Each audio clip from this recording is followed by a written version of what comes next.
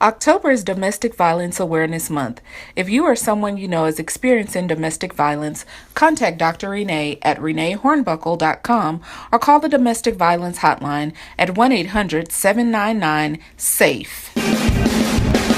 Today, we're going one-on-one with Dr. Renee Fowler Hornbuckle as she gives an in-depth, step-by-step, retrospective look on recalibrating your life from the inside out.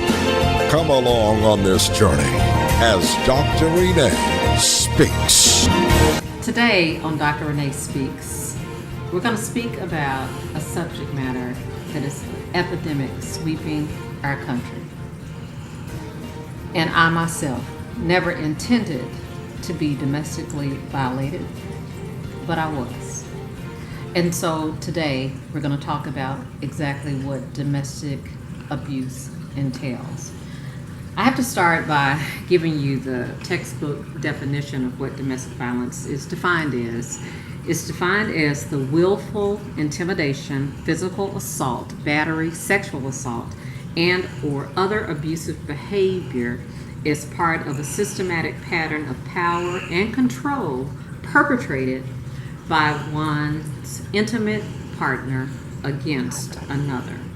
It includes not just physical violence, but sexual violence, threats, and emotional, psychological, and even financial abuse. The frequency and severity of domestic violence varies dramatically.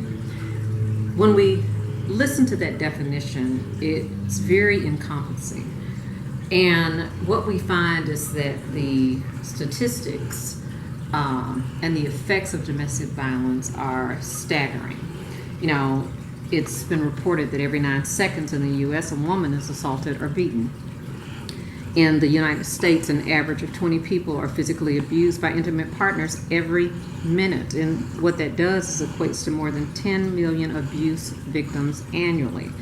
It's been said that 1 in 3 women and even 1 in 4 men have been physically abused by an intimate partner. And the list goes on and on and on. It's just mind-boggling, 1 in 7 women and 1 in 18 men have been stalked. These are things that people are dealing with on a regular basis, and the actual national hotlines get over 20,000 calls on a typical day. So the issue is this: domestic violence is real, it is occurring, the statistics are alarming. It's rising. They keep getting younger and younger. Dating amongst teens is turning violent, and we have to do something about this epidemic. It starts with us, first of all, being aware, because domestic violence does not pick out or seek a certain socioeconomic background or color. It's not that. It happens in every single community, and it affects all people, regardless of age, socioeconomic status, sexual orientation, gender, race, religion, or nationality. It just does not matter. This is an epidemic that is sweeping our nation, and it affects us all. In fact, most of us probably know someone. They may not have said anything about it, but we probably know someone who has been in a relationship that resulted in physical injury or some type of psychological trauma, and even death. We're seeing more domestic partners that are committing murder and also suicide as a result of hurting their partner. This is just devastating, and the consequences are affecting our families and everything that we know in our world. So we just need to have a little conversation about it, because a lot of times people will make judgments and they'll say things like, well, you should have just gotten out. Well, I can say, as one who experienced this within my marriage, that I didn't get out. And I actually write about it in my book, Suffering in Silence, Break the Silence, and Let the Healing Begin. It's so important that we really understand the psychosis of what's going on when a person is in a situation like this. Again, it's not just happening in certain communities, it's happening in all of our communities. And so why is it that people stay in these abusive relationships? Well, again, one of the most common questions that people ask is, why don't they just leave? Well, there are a variety of reasons why people stay, certainly not limited to the ones that I'm going to give you today, but the first one is usually out of fear. You know, the victim fears the abuser's violent behavior will escalate if he or she leaves, and so they stay. Usually they're fearful because the abuser has threatened to either kill them or hurt their family or the friends, you know, the children, and himself or herself. And nobody wants to be in a state or a position to where somebody does something harmful, so they're fearful. The victim loves his or her abuser and believes that they will change. You know, I think this is something that we're really seeing within the Christian community, because we're taught to pray and believe God for our marriages.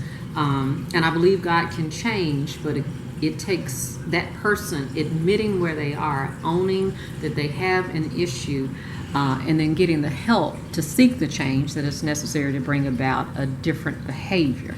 So a lot of times we pray, we stay in it. For me, I prayed, I believed God would move, and nothing changed because my partner at the time was sinking low and basically out of control, and the more out of control that he became, the more abusive that he became, and so he did not change. He didn't even acknowledge that there was an issue. A lot of times people stay because of finances, they stay because of the children. Sometimes an abuser can threaten to take the children away if they leave. I'm going to get custody of the kids. You know, it's hard to say why somebody stays, but people stay. You know, they might have low self-esteem, or they might believe that they're to blame for the abuse, and sometimes, you know, they're made to believe that it's their fault. You know, if you hadn't have done this, then I wouldn't have had to do what I did, which is nothing more than a lie. But they're made to believe through manipulation and the control of that abuser that it's their fault. You know, a lot of times they stay because they don't have anywhere to go. You know, we're experiencing an incredible amount of homelessness with women and children, because typically the process is that they leave. They try to seek a shelter. Most of the shelters are full. We don't have enough shelters to be able to put women and children in. It's only for a limited amount of time. And so they end up homeless, and they end up on the streets because they don't want to go back into the situation. So ultimately, because they end up on the streets, a lot of victims and their children go back into that given situation. So I could go on and on and on. And so what I tried to do in writing my book, Suffering in Silence, I tried to tell my story in such a way that people would be able to relate to it, and that they would say, you know what, God never intended for me to stay in this situation and suffer in it. It doesn't matter really at any point in the book what your suffering is. It could have been something that happened to you as a child, but if you remain silent, then the enemy has a grip on you. He silences your voice, and you have to speak it out in order to start the healing process. You've got to tell somebody about it. You've got to be able to speak out about it so that you can begin to start on that road to healing. And so any kind of suffering that you're going through, any counselor, I wrote this book with the help of some counselors, and they'll tell you that in order for you to start in that healing process, that you have to own where you are and the truth of your reality. Coming out of denial and getting understanding of what's really going on is paramount. Search yourself and ask specific questions. What was really going on? What am I accepting? What was it called? How would I label what I am seeing? Can I share what I am seeing with someone else without being ashamed? If you or someone you know is experiencing domestic violence, contact Dr. Renee at ReneeHornbuckle.com or call the Domestic Violence Hotline at 1-800-799-SAFE. God wants you free. He wants you healed. He wants you whole. You can start today, but it starts with you breaking the silence, giving voice to your struggle. Once you speak it, the enemy can't hold you captive any longer. Then you could begin the process to your healing and your wholeness. I'm speaking this one loud and clear, and I pray that you hear, because God doesn't want you to live that way. He wants you to be whole and complete, nothing missing, nothing lacking, nothing broken. Today is your day to reclaim your life. You can do it. Start today, get the help you need. You know, we all have to look at our lives from time to time, because the true reality is that sometimes life just happens. It can be full of good things. It can be negative experiences that we have. It could be crisis and catastrophic events that just turn our world upside down.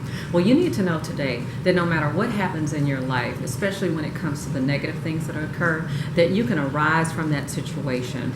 In my book, Suffering in Silence, I share some very intimate details of some things that occurred in my life, in hopes that it will encourage you to, again, in your life, to find hope no matter what has happened in your life. See, you have to understand that if we stay silent about things that we've suffered and experienced, that we'll never be able to break free from those things. So it is my hopes in this book that you will be able to find your voice, to be able to break the silence, to get the help that you need, so that you can really engage back in life. So it's not for you to suffer in silence any longer. You can find help. You can find hope.